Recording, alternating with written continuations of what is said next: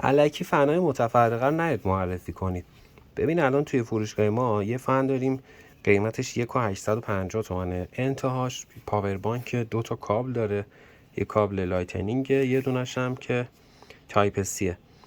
بعد یه صفحه نمایش داره که این صفحه نمایش رو بزنیم دکمه شرایط این بغله نشون میده الان 72% شارژ داره. پاور بانکش هم 10000. یه فن هم روش داره که این فن یه دکمه پشتش داره با فکر کنم 3 دورم داره. بعد این فن الان روشن باشه فکر میکنم تا فردا یا پس فردا شاید هم بیشتر خاموش بشه. یعنی علاوه بر اینکه رنگش خیلی قشنگه، برندش خیلی معتبر و خفنه، خودش هم بی‌نظیره. اگر قرار باشه یکی 1800 بده مثلا یه فن بگیره، میاد چنین چیزی رو میگیره که واقعا اسم و رست داره و خفنه. تازه غیر از اون گردنش هم جدا میشه. فنش رو نخواستید ببرید اگه نشونمش، این گوگلی این شکلی میبرید. خیلی با کیفیت هستن، تو دست میگیری واقعا بازی میکنه.